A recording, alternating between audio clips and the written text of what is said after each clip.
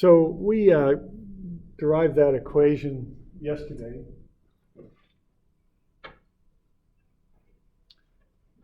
There's two versions of it. The one that is used by far the most of the time is the one on the left.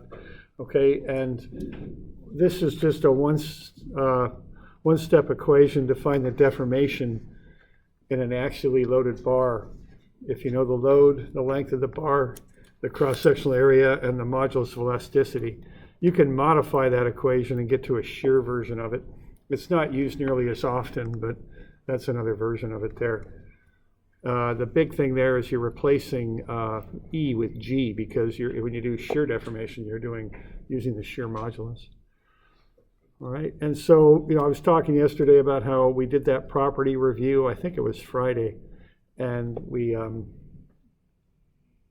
went through those 3 or 4 steps. To start, we had the dimensions of a block of material, we had the load, we had the moduli, and then we just kind of worked our way through to get to the delta. Well, you can combine those equations we worked through into one equation to get this delta figured out with one step. And so here are the 3 equations, okay, right there. So if delta over L is epsilon, the strain is delta over L, then delta is the strain times the length. If E is sigma over epsilon, which is the stress over the strain, we can solve that for the strain and get sigma, the stress over E, plug that in. And then so that gets us that delta is sigma L over E. And then sigma, which is the stress, is P over A, so we can plug in P over A for that. We get this expression. So what we end up with is delta is PL over AE. Okay. Very common formula that's used a lot in strengths. If you've got something that's varying, let's say the cross-sectional area or the load or something like that, you can integrate it too. Okay. So let's have a look at an example here of how we could apply this. Let's say we've got a pier, kind of a short block there. That's bearing load. So we've got 0.6 meganewtons up and 1.2 and 1.2 meganewtons on either side down. Okay, we've got E, 22 gigapascals. We've got the diameter of the top and the bottom, so we've got all this stuff listed over here. Let's figure out if you have that pier just sitting there with no load on it, then you apply these loads, how far point A will move. Okay. So you could call that the deflection, the delta, the deformation of point A. The good thing about all those words is they all begin with D. They all mean the same thing, change in length. Okay, so that'd be the deal. Okay. All right. So I've got the areas right there. So that's the areas of the two sides. Why don't you find the reaction at C? So what's the reaction at the bottom, at the base? So what's RC? Why don't you find that real quick? Notice that there's 2 1.2s here, one on either side. So why don't you get the reaction at C?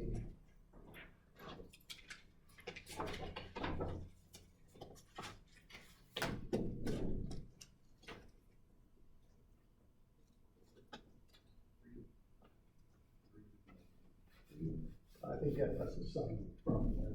One's down, one's up. So yeah, so watch your signs a little bit on that. It is kind of odd that the one at the top is going up. Okay, that 2 at B are going down. 0.6. Well, we got 2 of the 1.2, so it's 2.4 minus 0.6. Yeah, 1.8. Okay. So 1.8 meganewtons up. So that gets you the full load situation there with that pier. All right, why don't you find the internal loads then? Because see, what we're going to do here to solve this thing is we're going to work with the delta is PL over AE. Okay, that's how we're going to do this. It's a quick way to work through a deflection problem. I found the areas for you over here. We've got the lengths. That's easy enough. We've got E, which is the modulus. We got to find the force. But just as we always do in strengths, the force is the internal force. So why don't you find the internal force for an AB, because that will have one internal force and one set of characteristics, and then the internal force in BC. So here we'd get a free body diagram drawn of the top and the bottom. The top would be for this one, the bottom would be for that, and find the internal forces in there inside of those parts, the AB, and then inside of BC. Those loads are what's going to cause deformation, okay?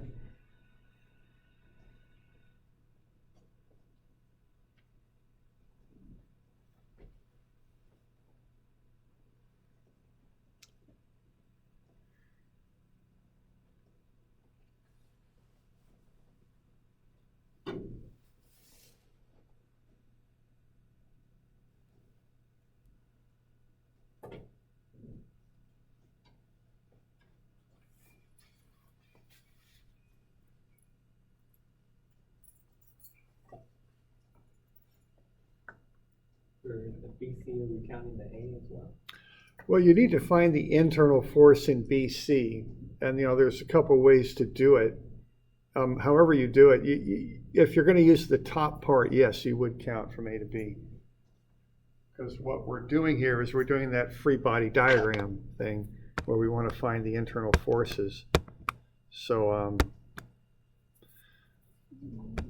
you might use that free body diagram for the bottom, or you might use the one on top. It just depends. You can do it either way.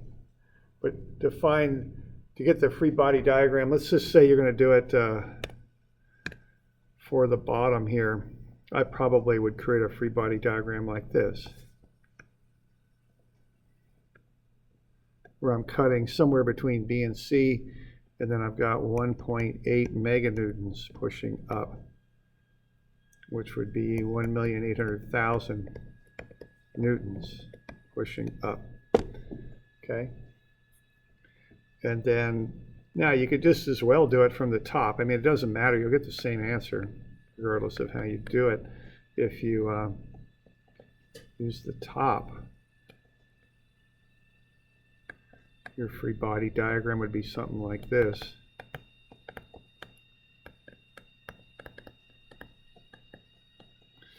So here I'd probably show it like that, and here I'd probably show it like that.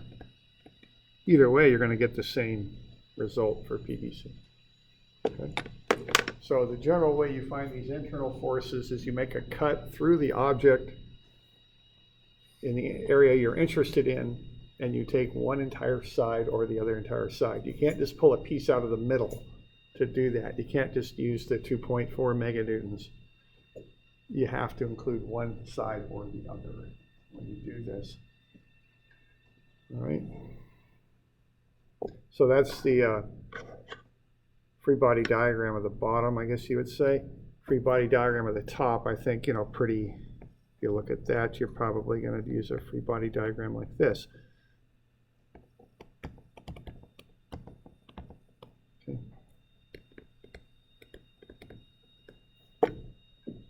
We all doing it right with that? So this is, again, this is one of those things you got to figure out, because you'll see this on a midterm, and you'll see it on a midterm because it's important. We do this a lot in strengths. We cut inside. We want to know those internal forces is what we want to know, because that affects the stresses internally and the deltas and all that, the strains. All right. So there's the two free body diagrams I used. So I figure PAB would be 600,000 newtons tension, and PBC would be 1,800,000 newtons compression. Is that looking all right? Do we have any questions on what I'm doing here? So what's going to happen here is AB will get longer, BC will get shorter. Okay, that's how that would look.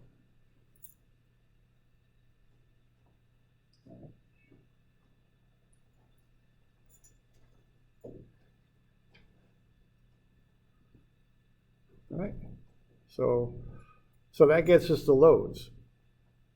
So we have this pier here, we've got the reaction down there at C, we've got the loads at B, and then we have the load at A. So we're going to have to solve the total delta of A, we're going to have to start at the point that's our reference point, which would be C. We'll start at C and work our way up. Get to C, we're going to find B first due to its internal force, its length, its area, and its modulus. And then we'll figure out how AB is deforming, again, based on load, length, area, and modulus. Then we'll add the effects together is what we'll do, okay? So we got that, and then we just do PL over AE for each section. and then we add the results together, okay? So something like this, I just went ahead and did a table. So delta is PL over AE. I've got one column for AB, the other column for BC. I've got P in newtons, L in meters, A in meters squared, E in newtons per meter squared. So I've got all those units laid out in newtons and meters. So what that means is my delta will be in meters.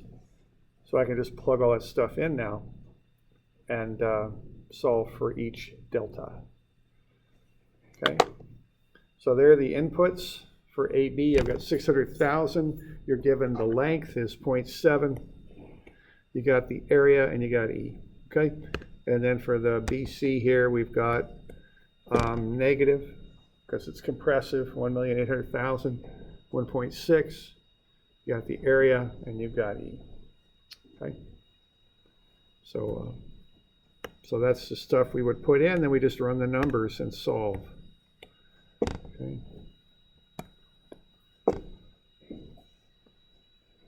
All right with that? Just plug in everything.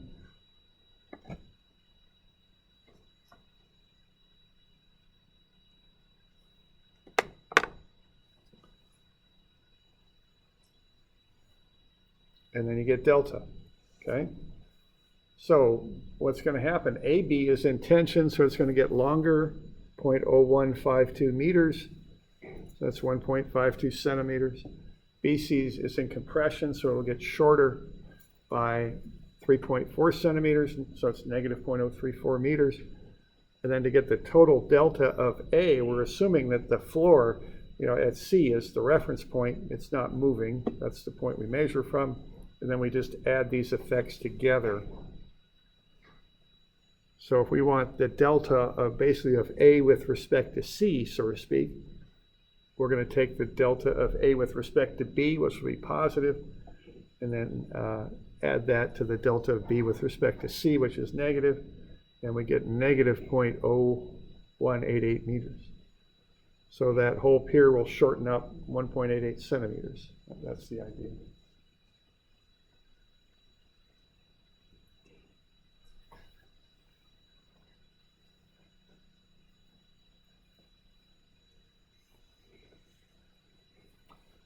We got any questions on that? All right.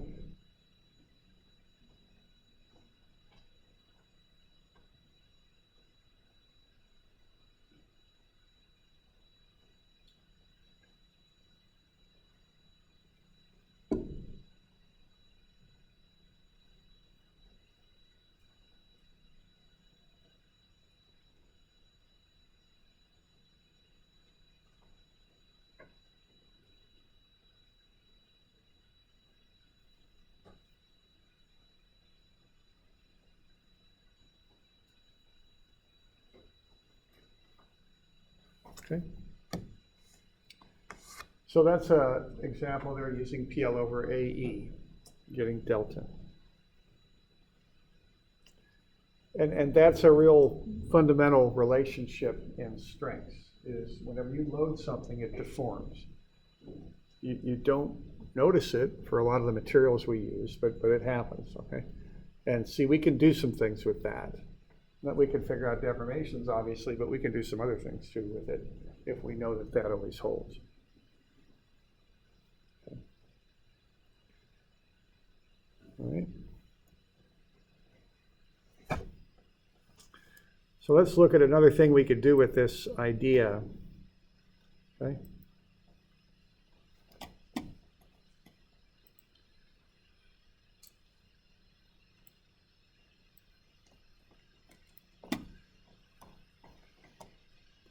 And this is statically indeterminate problem. I don't know if you remember this from statics, but statics is limited in what you can do with it. You can only solve for a certain number of unknowns. That's all you can do.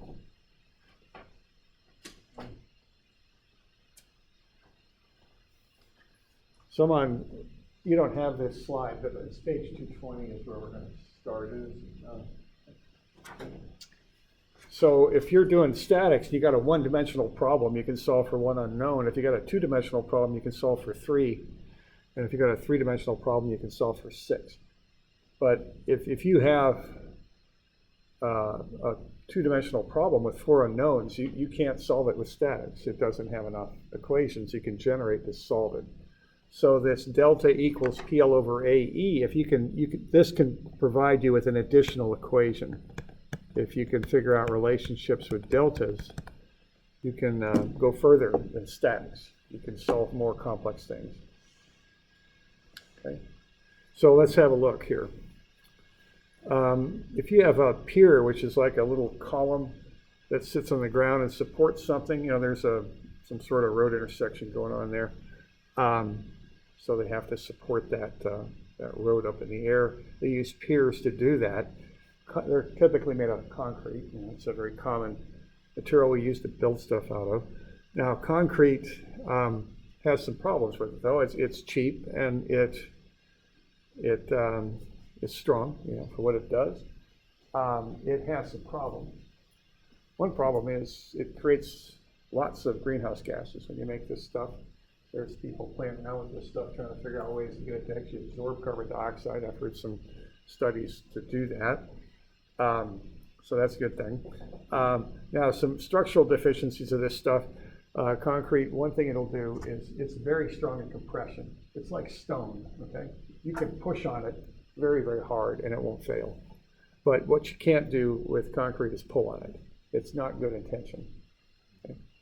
The other thing is if you go through free swings in temperature, it'll start to crack. As it expands and contracts, you start to get cracks in it. So typically when you build any sort of substantial concrete structure, you put rebar in it. Rebar is a really mild steel, usually ribbed, so it has kind of a ribbing pattern on it, and the concrete adheres to it. It kind of forms a skeleton that you can pour the concrete around. So actually, if you just look right outside the window here, you know, they're getting ready to do a pour on this wall to stiffen up the building a little bit, and they're building a rebar cage. When they're on campus at all, they're building a lot of rebar. They're putting a lot of rebar together, okay? And that first thing you do is you tie the rebar, and then the next thing you do is you pour the concrete. You know, that's basically how that works. All right. All right, so we've got concrete, we've got rebar in there. Now that makes things a little complicated here, because now when we load that up, we've got two different forces supporting the load. We've got the concrete supporting the load and the mild steel rebar as well. So that complicates things a bit. So what that would be, if we want to solve for the force in the concrete and the rebar, that would be a one-dimensional statics problem, but you'd have two unknowns. The concrete for one and the rebar for the other, because they act differently. They'd have to be analyzed separately. So that's one more unknown than statics can handle. So the way to handle that is you can use some ideas, some strengths, and that will get you an additional equation that you could solve for those forces if you wanted. To do that, you use the delta as PL over AE, and you have to in some way relate the deltas together to use that equation. So let's say we've got this problem on page 220, and we're going to work through this a little bit. What we have there is we have an 18-inch by 18-inch by 1-inch box, 30 inches high, and that's made out of steel. And we're going to fill it with concrete, and we're going to load it with a 70,000-pound load. Let's see what the forces would be in the concrete and in the steel and how much it would deform. Okay.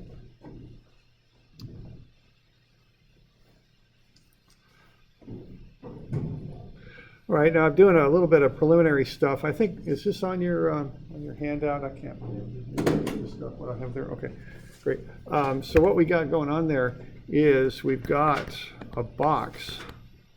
Okay, now that's 1-inch steel plate that we made our box out of. So that's 1 inch right there, and that's 1 inch right there, and that's 18 inches. So what we're going to do is take 18 minus 1 minus 1, and that'll get us 16 inches. That's the area of the concrete if we take 16 by 16. That's where that 16 comes from. So we'll get 256 square inches. That's the area of the concrete right there, okay? Now to get the area of the steel, which is the box, that's 18 by 18. But then we've got the 256 of concrete that we would take away from that. So we've got 18 by 18 for the steel. Then to subtract off the 256, that would get us 68 square inches there.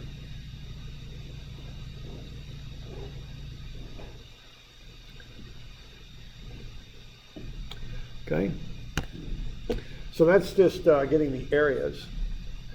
Now, what you do next is you use the tools you have available. If I want to find the force in the concrete and the steel both, I'm going to use statics first. And from statics, I know that the sum of the concrete and the steel is equal to the load I apply, 70,000 pounds. I'm going to assume that that load gets spread out through both the concrete and the steel. So that'll be my assumption. Probably there's some sort of cap on there or something that would do that. We'll assume that. Okay, so that's 70,000. So from that, I can conclude that the load of the steel is 70,000 minus the load of the concrete, or the load in the concrete is 70,000 minus the load in the steel. Okay, I'll call that equation number 1. And that's from statics. Okay, that's what I'm doing with statics. Now, obviously, that's not enough to solve for both unknowns, but that's the first thing that I'll do is get that relationship established. Now, the next thing I can do is use the strength of materials. Okay. Now, with the strength of materials, what I'm going to do is I'm going to use this equation that delta is PL over AE, and I'm going to do that for the concrete and for the steel. And to do that, I have to be able to relate the deltas together. So I can get some sort of relationship between delta concrete and delta steel. And on this one, I think it's pretty obvious that delta concrete equals delta steel. They both deform the same. As I'm pushing down that, we're going to assume the whole thing moves as a unit. Okay? So what I've got then there is I have that delta steel is equal to delta concrete, and that's PL over AE. Okay? So that's what I've got. So what I'm going to do is set up the relationship. I know L for both materials, it's 30 inches. I've just found the areas, and I'm given the moduli, which is the plural of modulus. I guess it's hard to say moduluses, so I say moduli. Okay? And I know that stuff. So the only unknown I'm going to have in there is P, which is the load. Okay?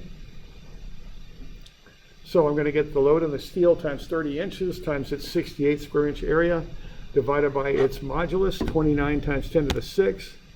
That's a number you might want to remember for steel. That's the common modulus for steel, for structural steel. It's used a lot. That's something that, you know, it's one of those numbers I can't forget. I've probably got about 20 numbers that I just remember, you know. That's one of them, okay? And then on the concrete side, I got the load in the concrete times 30 inches times its area, 250, or excuse me, divided by its area, 256, and then divided by its modulus, which is 18 times 10 to the 6 pounds per inch squared. Now, I think concrete has a few more different moduli. It depends. You know, you can mix concrete a lot of different ways, so I don't think it has quite a consistent modulus like steel does. All right. And then, so what I have then is I'm setting up a relationship that delta steel is equal to delta concrete. That's what I'm doing there. When I run the numbers, I think I probably just canceled the 10 to the 6, I think, and I got 0.0152 times the load of the steel is 0.0651 times the load in the concrete. So that's my second equation, see? So now I've got two equations, the statics equation and then this strengths equation. So normally I set this up for a substitution, so I'll divide, first time I'll just divide both sides of that equation by 0.0152, and I'll get the load in the steel is 4.28 times the load in the concrete. I can also take the inverse of that and get the load in the concrete is 0.234 times the load in the steel.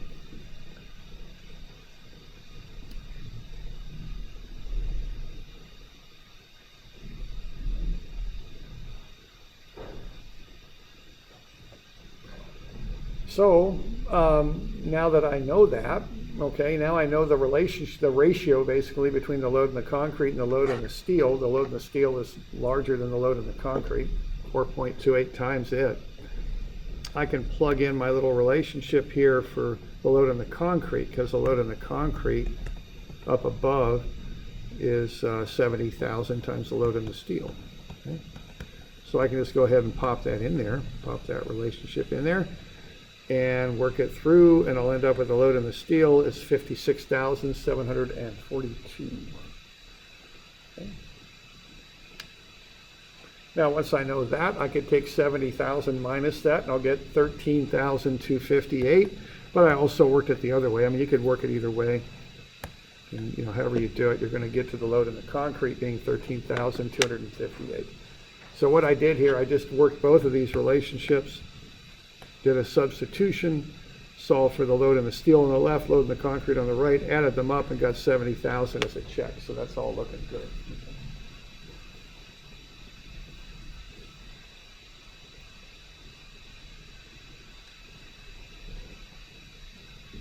All right, so the overall idea here is that strength of materials gets you an additional equation that you can use to solve these problems out.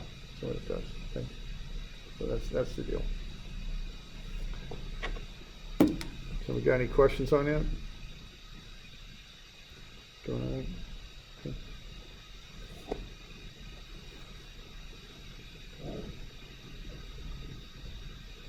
All right, now we want to know a couple other things here. I mean, we can find whatever we need now because we got the load in both.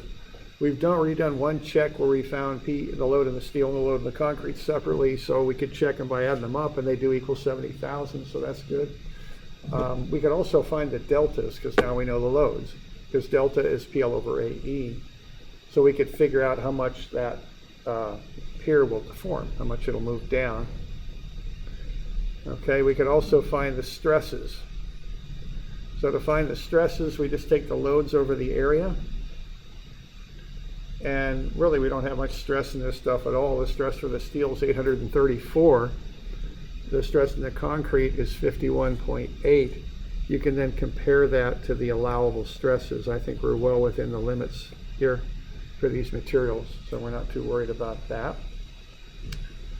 We could also find the deltas just by taking PL over AE.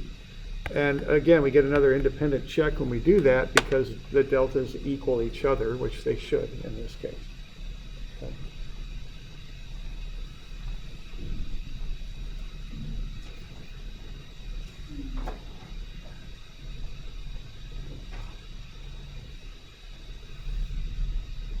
So that's our one-dimensional problem where we use the PL over AE to help us solve it.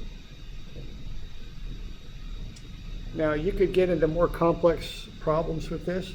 The basic overriding idea is that strength of materials will get you one more equation that you can use. Okay.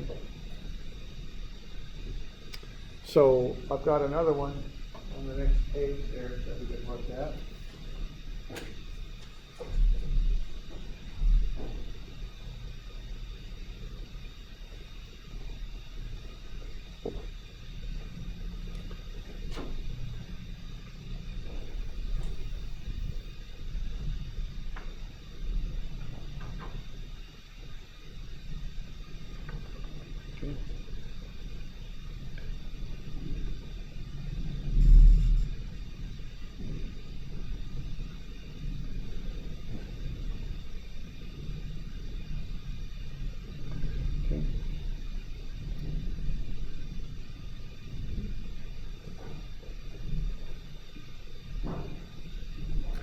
All right, so here,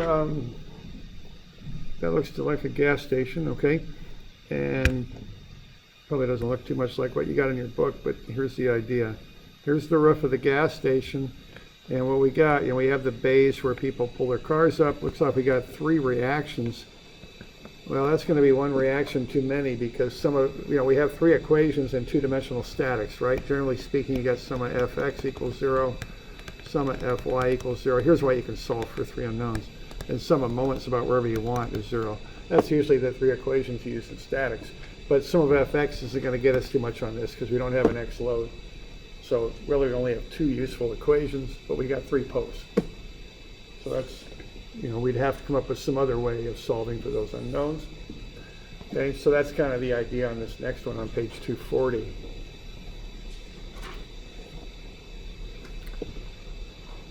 So what I have here is a hydraulic press that's going to push down with 320,000 newtons.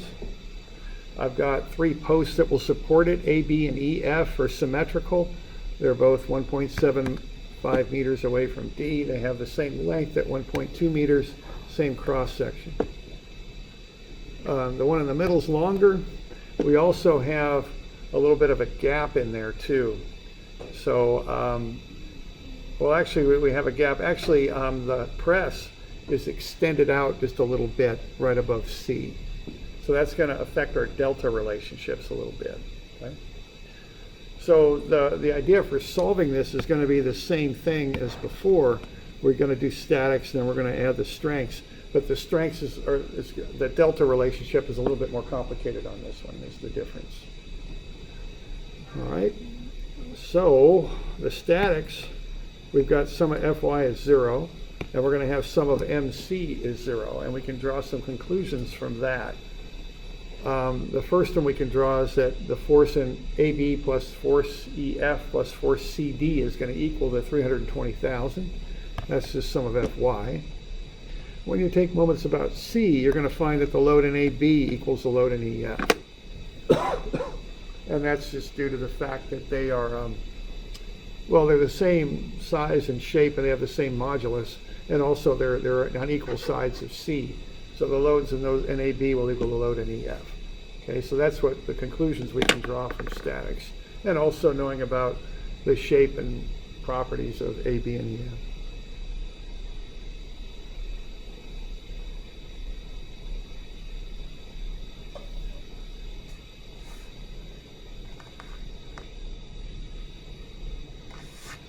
So we just got PAB plus PCD plus PEF is equal to 320,000, and then we got PAB as PEF. Okay. So we can start with that.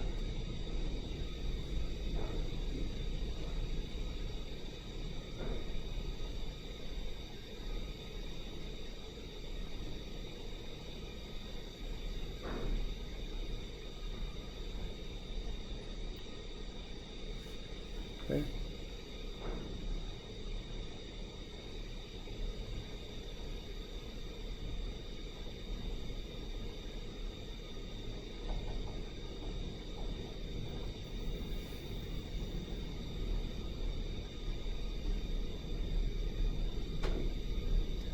All right, now that's where we start with, okay? Now we also want to do some strengths on this, okay? Now the strengths we're going to introduce is going to depend on the delta as PL over AE relationship, but the one thing on this is that deltas are not equal on this. It's not quite as simple as the one before. We have to figure out how to relate the deltas together. The reason the deltas aren't the same is this little projection on the hydraulic press of 2.1 centimeters.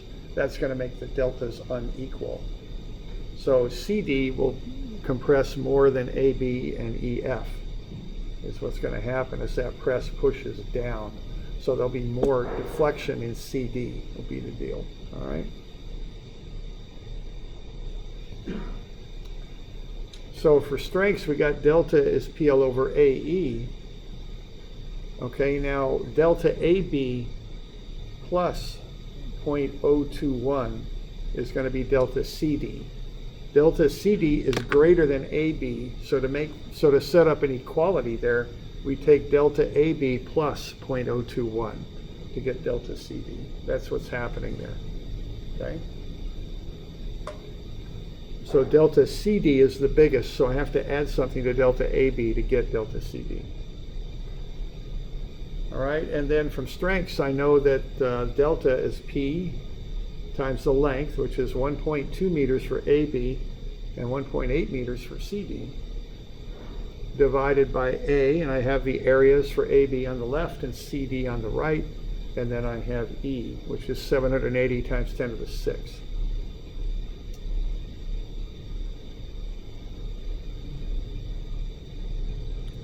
All right, so what I've done then is I have those three unknowns, and I have three equations now, essentially. What I've got is I've got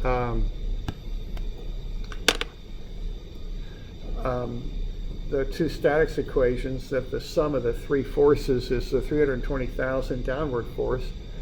I did the sum of moments about C and got that PAB is equal to PEF, and then I'm doing this delta equation where I'm relating the delta in AB to the delta in CD by adding this 0.021 meters. Okay? And then I use the PL over AE. So I'm using these different equations that all include the loads together to solve this stuff out, okay? Now this is a lot of algebra, so I just wrote it down for you. I didn't want to have you have to write all this down, but what's happening here is when I work through this, I get 0.3061 times 10 to the minus 6 PAB plus 0.021 plus 0.2040 times 10 to the minus 6 times PC is equal to 0.204 times 10 to the minus 6 times PCD. All right, now when I'm in a situation like this where I got these real small numbers, normally what I want to do, I just divide through by the smallest one. Okay, so the smallest one is right here. It's the 0.204 times 10 to the minus 6. So if I divide every term in there by that number, I just went ahead and did that, I get 1.5 PAB plus 102,941 is PCD. Okay.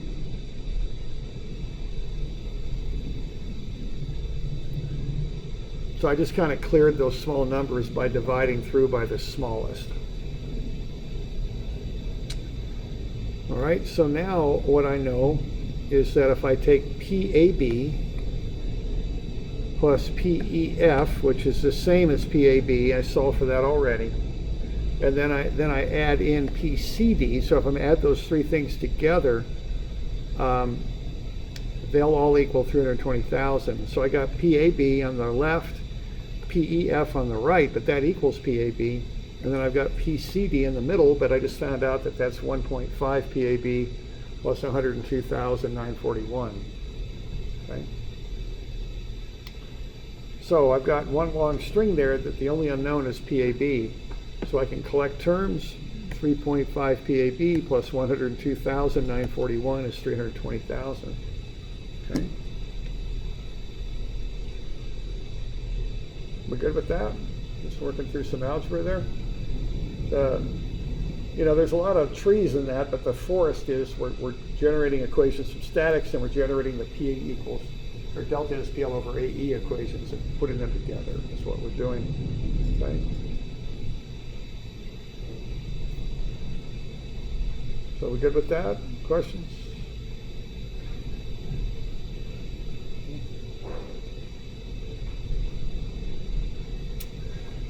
All right, let me go ahead and solve. PAB is 62,117 newtons. If I know PAB is 62,017, I can solve for PCD. It's 195,966. I could also solve for the stress in AB, just by dividing out the area. That's how you get from load to stress. So the stress in AB and EF is 12.3 megapascals.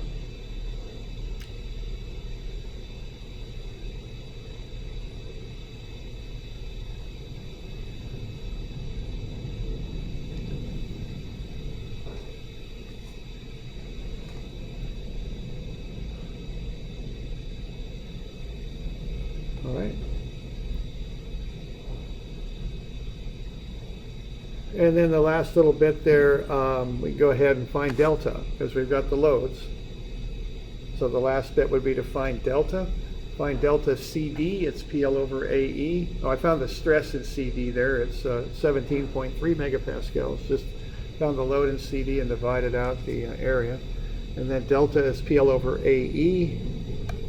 That gets me the deltas for AB, EF, and for CD. And that's always a good check when you find the deltas, because what I found is, as I assumed, delta CD is 0.021 meters longer than delta AB and delta EF, and that's how that should be. So that's a good check on the work.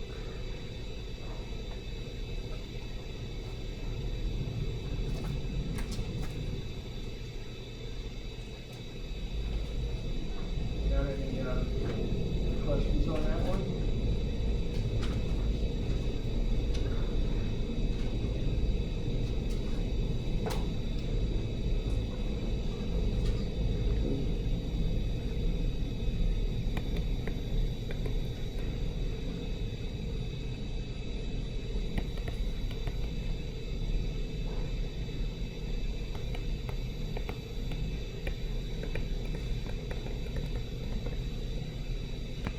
About a few due on Friday then. I think it's Friday's the 17th. So 152, 161, and 162.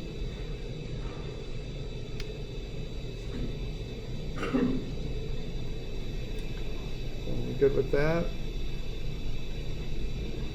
Now I do want to mention, I've just got about a minute left, so I want to mention, just look at 162 real quick. What's happening with that, and that one's on page 7. I think I've got a copy of it in there. It might be 7B also. Okay, I've got a little bit of a hint there on page 7. It's also written up for you on 7B. All right. Now, what's going on with 162 is you got this big, thick beam here that won't deflect, and it's pinned at A. It's got a couple hangers on it, a couple of thin rods that hold it up. And we're going to apply this load at the end. But what's going to happen is that's going to rotate about A. We're going to assume A doesn't move. Okay? Now, if you have a small enough rotation, instead of treating it like a rotation, you can just treat it like a right triangle. If that angle of rotation is small enough, you can get a very good approximation by using a right triangle. Okay? And so this is something you use in surveying too, when you're turning little angles, you can, and getting those deflections. You can, I've done this when I've done surveying work.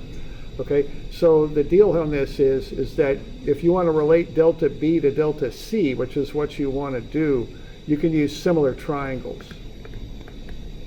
We'll go over this a little bit on Thursday, but you can use similar triangles to relate delta B to delta C. Okay, that'll be the approach to do that. And remember, what you're doing here is you're using delta is PL over AE. See, this is how you're going to relate the load in B to the load in C also. Okay.